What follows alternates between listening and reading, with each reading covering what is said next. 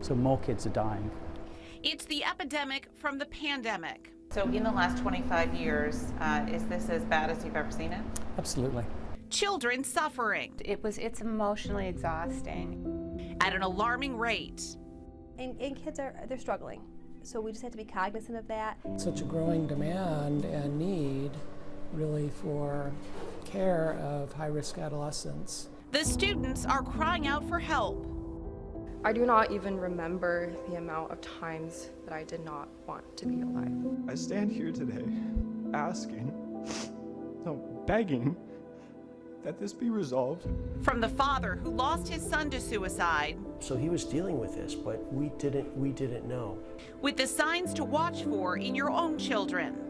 If it happened to our family, it can happen to any family. But a local program is saving lives, Only one in the country or the world is actually in Syracuse. helping children get to the root of the problem. You all are a lifeline for these people, quite literally. Yes, yeah, I'm afraid that's true. The call to action from those treating our children, pushing lawmakers to do more to help kids with their mental health. Families also encounter this barrier and things that just the decision makers might not think about. This is an NBC3 special. School suffering, a pandemic's lasting pain. More than 2 years into the COVID-19 pandemic, life is returning. Good evening, I'm Megan Coleman. And I'm Michael Benny. Children spent the last year back in school. This spring, the masks came off. But underneath, they are still bearing the internal scars of more than a year of isolation. We are seeing an uptick in anxiety and depressive symptoms in students. Some of these kids are kind of the forgotten group in COVID right now. In children's lives, this has in many ways been a lost year. And I think that the effects are going to be seen for a long time to come. Last year, we did a deep dive into the issue of mental health among children in our community, exposing the struggles they were facing, with startling perspective from local doctors, school psychologists, and the children whose lives were turned upside down. More than a year after we started documenting the effect of at-home learning and social isolation, we thought it was time to revisit all of this. What we found, frankly, surprised us and set off alarm bells that we haven't done enough to address this crisis impacting our kids. It was March of 2020 when life as we knew it came to a screeching halt. Businesses shut down, people were told to stay home, and schools went remote, with bedrooms and dining rooms becoming makeshift classrooms. All in all, it's a really challenging year. 1 year into the pandemic, we started investigating the pandemic's silent impact on children. What we found was startling.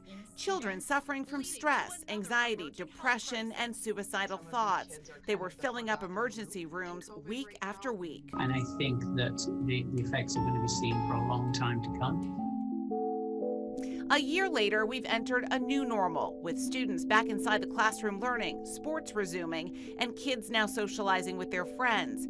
You might think they're getting better, but as we recently found out, many are not. Where are we now compared to where we were a year ago?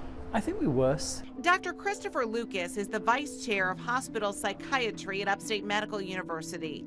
On the day we interviewed him this past April, it was a particularly bad day. How many kids are in the emergency room here today? When I arrived this morning, there were 21 kids. There's just more and more kids. They're younger and younger, they're sicker and sicker. And it's really exposing the flaws in the system. Dr. Lucas says it usually takes a week to find them an inpatient hospital bed. There are only 8 adolescent inpatient beds at Upstate, and they fill up fast. It's gotten so bad that the hospital has opened up an old, unused cardiovascular surgical unit, and currently they have 10 of our kids there, because otherwise we'd be filling every bed in the pediatric emergency room. Dr. Lucas says the kids are lost and lonely, and many don't know where to turn. There's so much frustration among families who are hearing their children cry out for help and then can't find that help. You know, and I think many times the kids that we're seeing in the emergency department are ones who've not been able to get adequate outpatient care or in a timely manner. So then it gets to be far worse, it gets to be a crisis, and then we're left to sort of pick up the pieces. Dr. Lucas says families need to be able to get next day appointments so they don't end up in the emergency room. They need more psychologists, more social workers, more doctors to treat kids. It's a problem Onondaga County identified and last fall created a 3-tiered mental health plan to address the crisis. The county did invest resources in mental health over the last year, trying to expand some of these offerings in schools, as you're talking about. Yep. Have you seen the benefit of that yet? Again, probably not. It's not well integrated with the health system, so in some ways it can be a parallel system. Dr. Lucas says it's a complex problem requiring a comprehensive solution, not just one system referring to another, but a single system with multiple funding streams, from prevention and treatment in schools and pediatric offices to more inpatient beds and outpatient care. You know, the kids say they're hurting and that they don't know where to turn for help. To think that after all this time, how far we think we've come, maybe we haven't. There is still a lot of work to be done. Dr. Lucas says kids need to be addressed for anxiety and depression in middle school, focusing on prevention before it becomes a full-blown crisis. And he's pushing for insurance companies to offer better reimbursements for mental health care. Inpatient beds are hard to find locally. Upstate University Hospital has just 8 inpatient psychiatric beds for children. I started researching for what other inpatient beds there are for children across our area. We found adult psychiatric beds at Auburn Community Hospital, Cortland Medical Center, Faxton St. Luke's, and Rome Memorial Hospital, along with St. Elizabeth and Oswego Hospital, but none had inpatient beds for children. I did find inpatient beds at Hutchings Psychiatric Center in Syracuse. They have 23 dedicated beds for children. The next closest was at Four Winds in Saratoga, 139 miles away from Syracuse. That's a 2.5-hour journey for local families to find inpatient mental health care for their children. As we started to document the pandemic's mental health impact on children, it was a wake-up call for local leaders. They realized there was a big problem, and Onondaga County announced a major investment in mental health. The county invested $5.5 million to try to boost mental health resources, with plans to hire 100 new mental health professionals, including 45 new student assistant specialists, 8 new access liaisons, and 40 new clinicians to work in mental health clinics. As school districts across central New York welcomed the additional resources, parents in the Fayetteville-Manlius School District were outraged to learn the superintendent was rejecting some of what the county offered, including an on-site mental health clinic. Superintendent Dr. Craig Tice said the district already has a counseling center at the high school and didn't have space for a clinic. He also questioned how students in other buildings would be transported to the clinic and had concerns about its staffing and who would pay for the services. He told us the district rejected the county's offer to hire student engagement specialists because they already had them. In April, parents spoke out at the school board meeting, urging the district to reconsider what they're offering. These kids are crying for help. If what FM offers is enough, then why are they begging for help and demanding to be heard? Please listen to our kids and actually hear what they're saying. We owe it to them. At that meeting, the school board president acknowledged they need to do more to help students who are struggling. That's a very clear message that kids aren't aware of the services that we have, and we need to do a better job of communicating those services to them. In May, voters in the district approved the school budget, which includes a boost in mental health resources, including more than $147,000 for 2 additional family school liaisons, $118,000 for a director to oversee mental health partnerships. It also boosted funding for existing mental health programs. Students also weighed in during those meetings with, at times, truly heartbreaking pleas for help. I sat down with 2 of those students who both say they lost classmates to suicide since the pandemic started. From North Syracuse, how many students have to die or nearly die before enough is enough? To Fayetteville-Manlius. The status quo is not enough now. It will not be enough tomorrow. Students bearing their souls this past spring. I stand here today begging that this be resolved with all your effort. This community is tired. We are worn. We have told you this yesterday, and we are here telling you now. Please, I beg that this be fixed. Not 10 years from now or 5 years from now, but tomorrow. Speaking out to their local school boards, crying out for mental health help. I don't have all the answers, but I believe that the resources are there. I see them. I've looked into the funding going into this area, and I'm aware of the new positions and new help in our schools. But suicide will never go away if we can't talk about it. Tell me a little bit about what the last Months later, I sat down with Cassidy Svoboda, a junior at CNS High School, and Ike Wood, a senior at FM. You guys both had losses, right, at your schools. What was that experience like for you to go through that? For a long time, it was, this overbearing sadness. There was no other awareness, I guess, about suicide. And that was angering because it's concerning. Like one death by suicide is too many, especially in schools when it could have been prevented. What are some steps that you think could be taken? What's not being done that you think would be helpful? I think that's a complex question. It's a hard question to answer. More mental health resources and more talk, especially about suicide, to end the stigma. What would you do if you were in that school board member's seat or in the superintendent's seat? What would you do differently? Well, I'd have to take a look at the culture that we've cultivated at FM. I think that culture needs to be re-examined, especially given the circumstances that we've watched unfold. So what would need to change for you? Many students don't know that the resources are there. Our district could do a better job informing people about the resources. Awareness is something that our school is also struggling with. A lot of students don't even know that there's a family liaison at our school that is offered. And if they say, we're trying to meet the need and we're adding these resources, what do you say to them? It's just a problem that can't be ignored anymore. It just has to be addressed. It needs to be focused on with, everything has to be done to stop this from happening. To stand up there before the school board with your name, your faces up there, I mean, the bravery of these young people to so publicly ask for help really, really does need to be commended. Yeah, and it certainly was hitting home for everybody in the room that night. Everyone from school leaders to parents just want students to be safe and healthy. Our school suffering, a pandemic's lasting pain coverage is just beginning. Still to come. One of the last things he Googled 20 minutes before he took his life was, "Help me, I'm depressed." But he never reached out to anybody. A father lets us into his grief and his mission.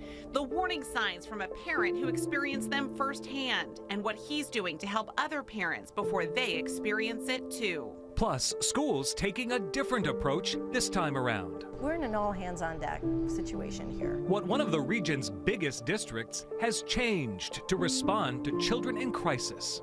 And a doctor's call to action to the people we've elected to represent our interests in local government and in Washington.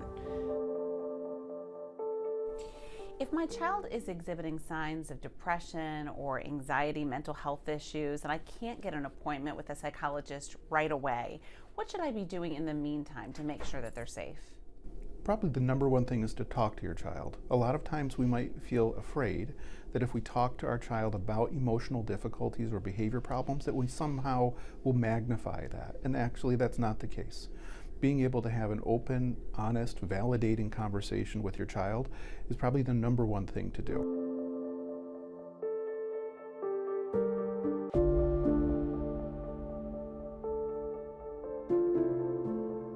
A dad in Baldwinsville knows all too well the pain of losing a child to suicide. I sat down with him to find out whether looking back there were any warning signs he missed. Zach had a lot of humor. He'd make a lot of cute, funny faces. Looking back on pictures of his son Zach brings back beautiful memories for Rob Helfrich. Zach was an incredibly good kid. Every parent would say that, but Zach really was. The 19-year-old was about to begin a new chapter in his life, heading off to Virginia Tech as a cadet. I think he probably talked to every recruiter that ever came to the high school at Baldwinsville. But underneath his smile, the Baker High School graduate was hiding a deep, dark secret. He never would let that side of his emotion known to much of anyone, including us. So it's very easy to miss those signs. It was August 16th, 2019, when life as the Helfrich family knew it would forever change. Moments in time that will always haunt Rob and his wife. The moment after it happened, she went in and she said it was the most horrific and violent thing she's ever seen, and it was her son. Their kind, loving, one-of-a-kind son was gone. He had taken his own life in his bedroom. His Google history on that phone was incredibly telling. One of the last things he Googled 20 minutes before he took his life was, "Help me, I'm depressed." But he never reached out to anybody. In the months after Zach's death, his parents started to piece together the last days of his life, searching for clues about what caused him to complete suicide. Helfrich says looking back, there were some small clues. Zach spent a lot of time alone in his bedroom and didn't want to celebrate his birthday. And kids, they need to talk. Zach never talked to Ed. His friends never knew. Zach would actually work back here, and this is where they... In the years since Zach's death, his father has found comfort coming here to Abbott Farms, where Zach worked. It brings back good memories. Can you sort of picture him Oh, absolutely. here, behind the counter, Yeah. dipping the apples? Yep. Behind the counter, dipping caramel apples, a place that brought him a lot of joy. This is where we have the event. After his death, his dad channeled his pain into a mission to help other families, each year hosting the Life Worth Living event to raise awareness about suicide. Parents need to know that reality, and they need to talk to their kids. Talk to your kids, communicate with your kids. You have to have those discussions, and it's a reality. This could, if it happened to our family, it can happen to any family. And that really, Michael, is his message. He wants people to know if it can happen to their family, it could happen to any one of us. So difficult. It is so difficult for so many to imagine what that family has gone through. But for Rob in particular, for this one dad in particular, it really is the advocacy, it's the being out front on this that helps. Yeah, he is so outspoken about this. Rob has become this truly outspoken advocate of suicide prevention, saying it helps him deal with the pain of losing his son. He hopes by speaking out, it will help others know what to watch for in their children. And we always want to take a minute to remind everyone who's watching that there are immediate resources out there right now. If you are having suicidal thoughts or need someone to talk to, it is now easier than ever to reach out for help. Much like calling for emergency help, 911, which we learn at a very early age, this is a 3-digit number. You can dial 988 and reach a 24/7 lifeline. The support here is free, it's confidential, so please remember 988 if you need it. Just ahead, then and now.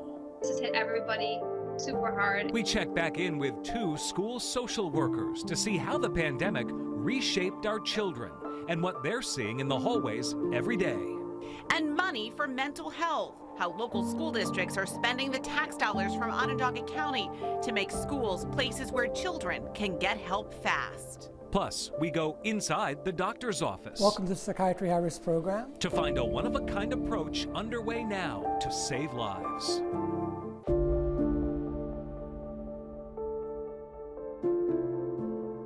The experts on the front lines of this crisis are the many healthcare professionals in our communities, from pediatricians to therapists to school psychologists. We checked back in with 2 Liverpool school psychologists from our first in-depth look into this epidemic to ask if anything has changed in their view.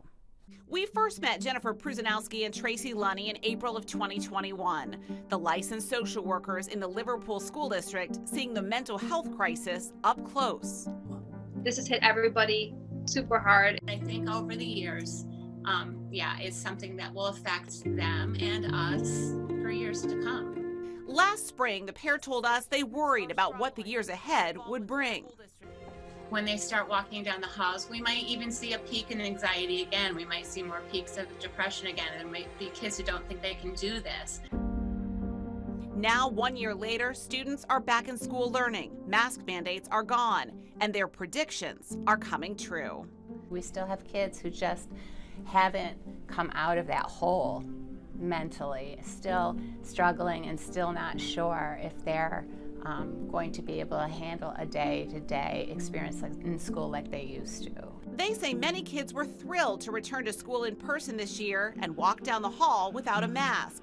But for others, it sparked anxiety, with some still refusing to come back to school. I think a lot of them their anxiety has gone up. So they've been home for a year and a half, and to say, come back to our building with 1,500, 2,000 students, that's overwhelming. So that has been, I think, one of our biggest challenges this year. The students, they say, had to relearn how to interact with each other and deal with deadlines and the normal pressures of school. And over the last year, they say, every time COVID cases would spike, students were traumatized all over again, filled with uncertainty and fear. I know students got very nervous this year too, thinking we might shut down again because they were going to be isolated again and they were going to be lost. I think that there's still apprehension. I think that they know it's not over. Lenny and Pruzanowski say talking with your kids about their mental health isn't easy, but they're conversations you need to have.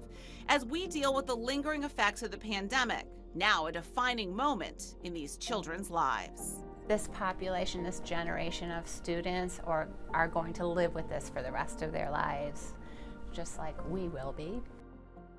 Now, here's why those conversations, Michael, are so important. They say a mother in the Liverpool district called them saying her daughter seemed off. She wasn't eating, was quiet, and something didn't seem right. It turns out that student had a suicide plan, but they were able to get her into treatment before it was too late. We'll widen the scope now. I took a look at one of the biggest districts in central New York is doing differently this year to try to make a difference. If there is one message the North Syracuse School District wants its students to receive, it's "We hear you." And the District Board of Education did get an earful late last school year from students like high schooler Cassidy Svoboda. How many students have to die or nearly die before enough is enough? Few people are more qualified to tell us what's changing this school year than the district's Director of Social and Emotional Learning, Lisa Goldberg, and its Director of Mental Health and Wellness, Kristen Stanton. Are students going to be better as we start this new school year? I want to say yes, but not necessarily. Unfortunately, the pandemic just really did a number on these kids, and they haven't had a normal school year in 3 years now. Like many districts, North Syracuse has added licensed counselors, therapists, and social workers. But it's also doing more with the hundreds of staff members it already has. Changing the culture. Teaching all of them, every adult in a school building, what a child in crisis looks and sounds like. We're in an all-hands-on-deck situation here in terms of the research will tell you that one significant connection with an adult can really help a student. And so how do we make all of our adults accessible to kids? I always mention how, when I was in elementary school, everybody knew the custodian Rocky. And he'd be walking down the hall and you'd be in trouble sitting in the hallway and he'd be like, what'd you do? What could you have done differently? And what's going on at home? So yes, the custodian can be that person for kids. And the lunch lady who gives an extra scoop of potatoes every day. It's everybody needs to have all eyes open and be aware and look out for our children. Mental wellness is now infused into the curriculum at the earliest moments possible. The book Gizmo's Guide to Mental Health is for preschool and elementary age children, answering in age-appropriate ways what to do when you feel sad, mad, or worried. It's already being used by counselors and will be in libraries this school year. What does the team leading the North Syracuse response to the mental health crisis think the headline of a new school year is going to be? I would love for it to be everybody's back on the boat and being supported, like everyone, that we have enough, life vests and enough life rafts out there that we've gotten everybody in and we're all floating along in the same direction. We're not ashamed to talk about it, that we can, as a culture and as a school district, that this is just You know, the way that you need to have notebooks for school, you need to brush your teeth in the morning, you need to check in with yourself. I don't have all the answers, but I believe that the resources are there. It's now been months since Cassidy Svoboda took her concerns about suicide prevention to her school board, and she may notice changes this school year. I think kids, when they see a familiar face, they're more likely to go to that person when they need help versus a complete stranger. So I think if those people were more incorporated into the school community, it would be a lot more helpful. What's happening in North Syracuse may be happening in other districts as well. No one, though, Megan, thinks that it is moving quickly enough. But what they are trying to do, as you heard, get everyone on the same boat, moving in the same directions. Hopefully there are enough life vests. And they've started something new in gym class. They're taking some time there to start a program called It's Real, getting teenagers to learn how to have a conversation about mental health. So we'll check in throughout the course of the year and see how it's working. Yeah, this is an all-hands-on-deck team approach. Everyone is trying to tackle this problem, from schools to the doctor's office, with a one-of-a-kind approach to saving lives. Welcome to the Psychiatry High Risk Program. Inside the Upstate Psychiatric Center on the edge of downtown Syracuse, there's something unique happening. And we do a very intensive kind of psychotherapy. A specialty suicide prevention program that's helping to save lives. The only one in the country or the world is actually in Syracuse. Dr. Robert Gregory launched the program in 2017, primarily to treat people 16 to 40 years old. 5 years later, it continues to expand. We've had so many patients come into the program and say, this is my last resort. So try not to get emotional here. You all are a lifeline for these people, quite literally. Yes, yeah, I'm afraid that's true. Last year, Upstate's Psychiatry High Risk program saw 151 new patients come through its doors. A third of them were children. During the pandemic, and especially over the last year, we saw more and more younger teens and actually even preteens showing up in their emergency room with suicide attempt. It's kind of mind-blowing even for me. So Dr. Gregory decided to start taking patients as young as 14, kids struggling so much they were thinking about harming themselves or attempting suicide. There's studies indicating the more time they spend on social media, the worse the mental health is for the adolescents. And the last 2 years have been nothing but Google Meets for school and social media for social connection. Exactly. Recognizing the need, he assembled a team of 10 mental health professionals who developed a special adolescent program with therapists dedicated to treating kids. The approach, digging deeper to deal with the underlying issues that are leading kids to think suicide is the only way out of their pain. So we're really trying to heal from the inside out, get at the root at some of what's driving the suicide, what's driving some of these problems. Dr. Gregory says MRI studies show suicidal people have an impaired emotional processing system, where higher levels of their brain shut down and go on autopilot. The lower areas light up, causing people to act impulsively. His therapy tries to heal their brain from the inside out. They have atrophy or dysfunction of these different brain areas, and we're really trying to remediate that, have them process their emotions in a different way, get their emotion processing system back online. Within 3 to 6 months, Dr. Gregory says patients start seeing significant improvement. With the next 6 months spent in therapy, focusing on healing, self-acceptance, and self-compassion, while dealing with the grief and loss that's brought them here. So that for those very high-risk kids, there is somewhere to go that can provide the treatment that they need to keep them out of the hospital and keep them safe. And this program truly is a lifeline for people in our community. Dr. Gregory's program boasts a 94% success rate. It is typically covered by insurance. Is this program still accepting new patients? Can people get help there? Yes, they are still accepting new patients, and we have a link to the program on our website if you need it at cnycentral.com. A small school office with a focus on healing. It's almost like having a doctor's office in the school. How local schools are spending the money set aside for districts to solve the mental health crisis in the classroom. and later. Do you think that this is going to be a long-term sort of recovery for this generation of kids? Yeah, I think that there's a generational experience that's going to take a long time to repair. A doctor gets candid where she thinks lawmakers are falling short in helping our children heal.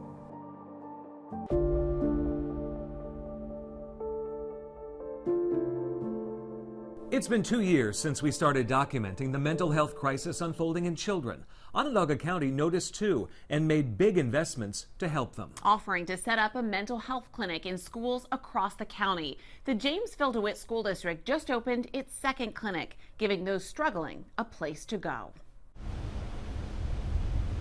Inside Jamesville DeWitt Middle School is a small office with big things happening inside. This is like an outpatient center. It's almost like having a doctor's office in the school. A safe space where students can come for help. So rather than being pulled out for a dentist appointment, or in this case, a mental health appointment, the kids can go from class, take a break, go there for that appointment, and never have to leave the school. Exactly. Those are scheduled right in, so there's no travel time, there's no disruption in the student day. They can just, get the services that they need and then return to their day. JD Superintendent Peter Smith says the mental health clinic opened here last March. Now the district plans to open another one at the high school. So that we are getting more referrals, and I think that kids who may not have gotten help otherwise are now getting that help. Are the school counselors and psychologists telling you that they think that this is still a symptom of what the kids went through during the pandemic? I think that there has always been a number of students with mental health diagnoses and needs in our district, in all districts. And then I think a lot of this has been exacerbated by the circumstances the past couple of years, certainly. Last year, Onondaga County leaders recognized the need and set aside $5 million to help students who were suffering, offering to set up mental health clinics in schools. Helio Health partnered with districts like JD and started seeing the damage up close. I think if we're being really candid, we've been a little surprised. Some of the young adults are dealing with multiple conditions or disorders, if you will. Some of them, their acuity is just a little higher than we would have thought for their age grouping. Helio's president and CEO, Jeremy Klemanski, says the pandemic was damaging for children already suffering by isolating them even more. It really was like a stress test or an accelerant, if you will. It really accelerated a lot of social problems. It strained, wherever there were cracks in our social structures, it really kind of pulled them open or exposed them more. Last year, Helio served 340 students across central New York, including 35 at JD Middle School. One of the things we've found is the more we can take services to people, the more people we're finding and identifying that would actually benefit from them. So if it was right there in front of them at school, they were more likely to access it and say that they needed help. Yes. Yeah. Klemanski says he's glad people are finally leaning in on the issue and putting a spotlight on mental health, giving students an easy way to come forward and ask for help. It's unfortunate that it took so many other people suffering to have the empathy and understanding for what other people are going through. But at least we're here now.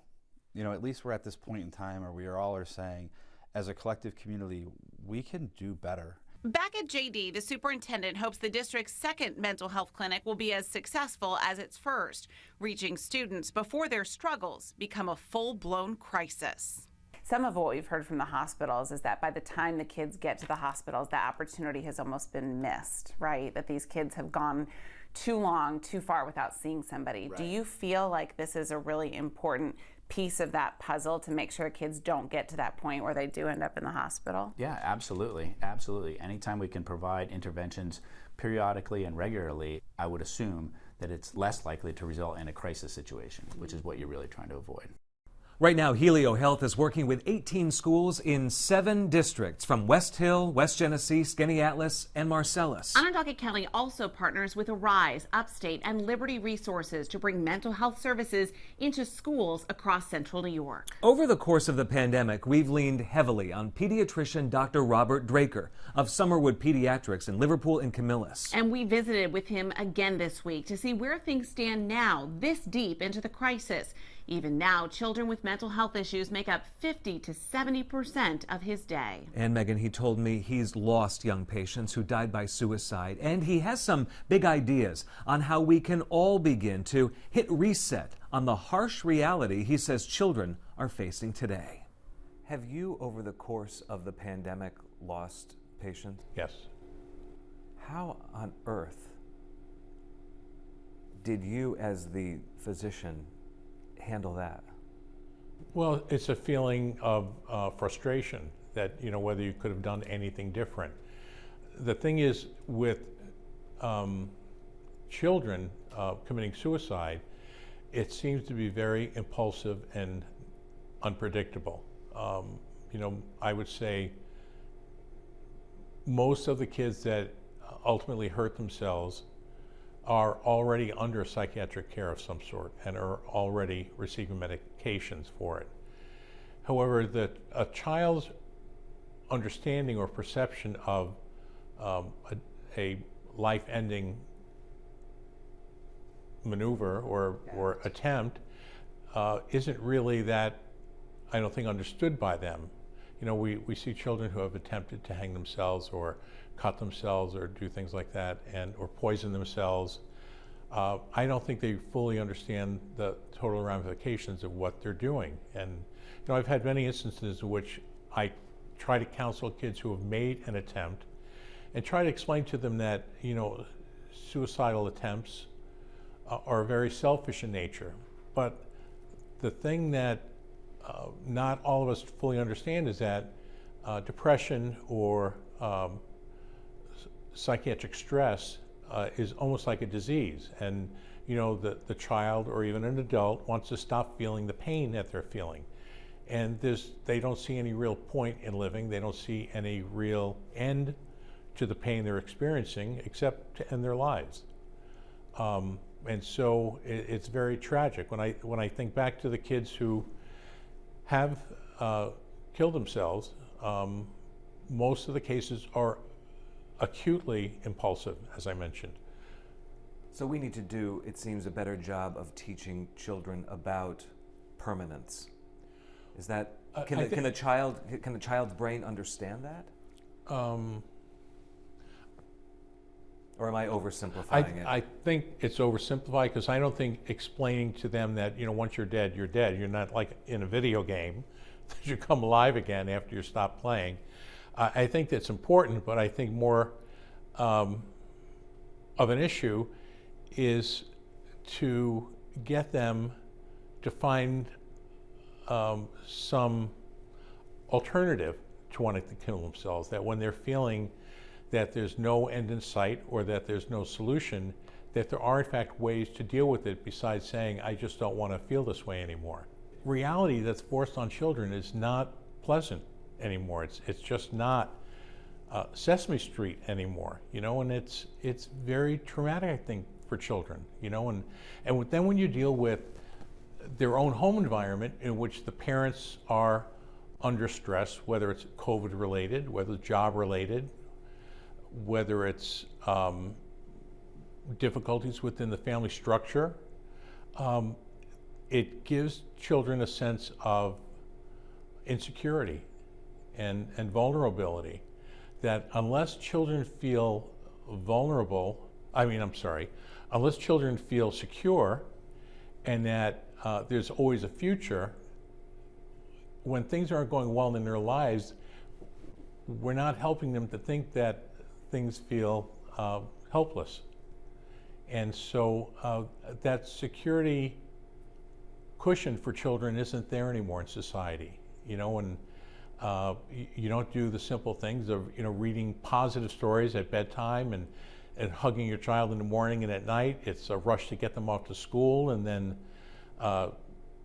the kids go to school and they see fighting in school, and they see there's not a lot of positivity. I'm hearing you suggest a slowdown and a pause for all of us. You're right. Can that really help? I think if there's a readjustment in society, understanding that unless we do a better job of caring and nurturing children, the children, not to sound corny, but the children represents the future of any society, regardless of what part of the world you live in.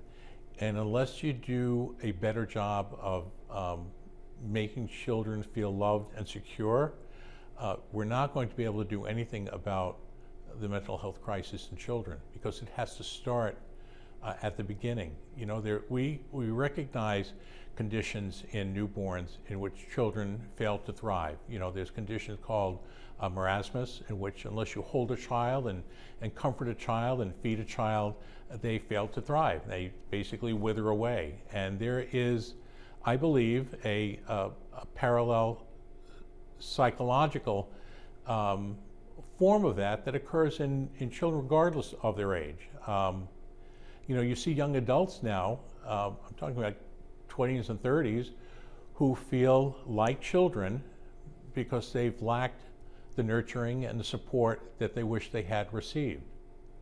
I don't know how to change it, but society needs to become gentler and more sensitive and kinder. We don't live in a kind reality right now, and that's very disturbing. Dr. Draker says he's prescribing medications more often than he's comfortable with, but he does adhere to a strict code on that matter, using minimally effective dosing. That's the lowest amount of a drug that will work for a child. And then he says, and this is so important, close follow-up to ensure that it's working. After the break, a doctor tells us the main thing that's complicating recovery for a generation of children traumatized by the pandemic, and what we can ask our lawmakers to do to fix it. And the reimbursement program, complicating care for our kids. We'll take a look at the insurance differences and why it matters.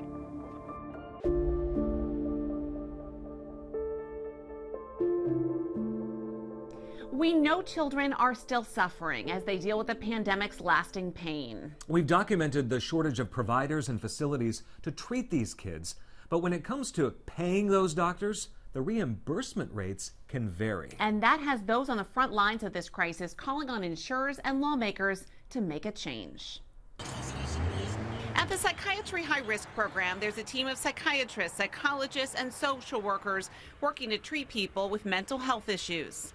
It's very challenging work, actually, with this patient population. About a third of their patients are children. During the pandemic, the team here developed a special adolescent program with therapists dedicated to treating kids. There's been such a growing demand and need, really, for care of high-risk adolescents. And while they continue to treat those in crisis, there's a big challenge providers like Dr. Gregory face. What do you need to continue doing the work that you're doing? Yeah, I really appreciate that question. So one thing that would help regionally, not just in my program, is if there were enhanced rates for adolescents. Because the adolescents, especially the sicker adolescents, require a lot more unreimbursable time. That would allow us to see some of the really sick kids who, you know, they just need not only the individual treatment, but just need systems level care. We started digging through reimbursement rates for mental health services here in New York and found they vary by insurance company, with Aetna paying the most and Excellus Blue Cross Blue Shield and United Healthcare shelling out less to providers for the same services. We compared reimbursement rates for a 60-minute psychological evaluation. Excellus paid the clinical psychologist $119.52 for the session, while United Healthcare shelled out $124.21. Aetna paid $138.77. A 45-minute evaluation saw even larger gaps between Aetna and the others. And for a joint parent and child session, it was a $31 difference between Aetna and Excellus. Talk to me a little bit about reimbursement rates and what are the concerns that providers have?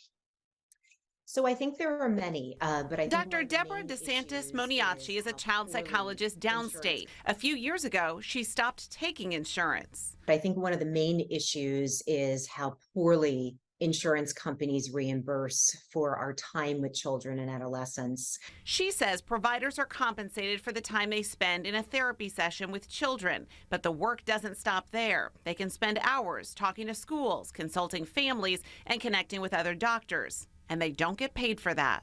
To make it so that practitioners and providers want to stay in network. We all want to do our best for our children and adolescents who come to see us. We all want to be able to provide care across the board, no matter what socioeconomic status a child's coming in with.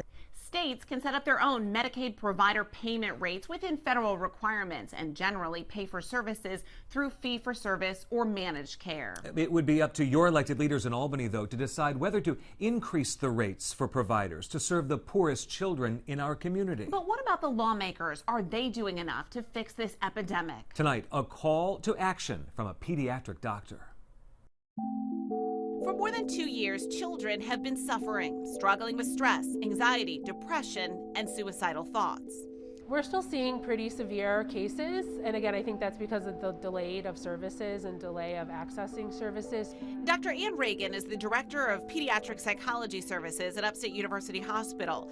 She says even though kids are back in school and interacting with their friends, many are still struggling. Do you think that this is going to be a long-term sort of recovery for this generation of kids? Yeah, I think that there's a generational experience that's going to take a long time to repair. I think we as a society have a long road ahead of us to make up some of these emotional and mental health gaps that we have.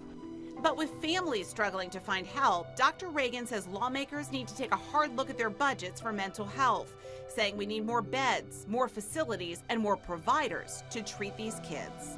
We need more funding, we need more, providers, we need more infrastructure, we need more facilities in order to house and offer these services. Dr. Reagan says families encounter barrier after barrier trying to get help for their children, and says lawmakers need to find ways to make it easier for them to access care. As much as families are hitting these barriers and not knowing where to go, we also need to say, let's go to our elected officials and let them know of, the ongoing struggle that's happening. It needs to happen now, but it also needs to have a long-term investment plan as well. It's not a one and done type of solution. If you could speak directly to any one of these people, local, state, or federal level, what would be your plea or your message or something that you could share maybe from your experience helping these families, what they need? Yeah, I mean, the funding obviously is key in order to access these services, but I think having experts at the table to look at the clinical logistics and execution of what accessing these services really looks like for families is key. For now, Dr. Reagan says families should keep advocating for their kids, calling providers, getting on waiting lists, and says lawmakers need to wake up to the reality of what's happening. Some of the elected officials that also experience these struggles as well, for better or worse, their experience might be different than a lot of people that you'd meet on the street. And so their pathway to accessing services might not be the same as the majority of others. And so we need to be able to, have consideration for the larger group. In the meantime, it's important to be your child's advocate, and remember 988 is always an option if they need to talk to someone. Because it is so important, we want to put resources up on your screen one more time to make sure you know where help is available when you and your family need it. As we said, you can always dial 988. That's the Suicide and Crisis Hotline, and will bring you to a local crisis center. It's available 24 hours a day, 7 days a week. You can also call 1-800-273-TALK or go to suicidepreventionlifeline.org. We have a list of local resources at cnycentral.com as well. And we're going to keep the conversation going, so stay with the CNY Central News team as we push for answers to this crisis in the classroom. Thank you for watching, and good night.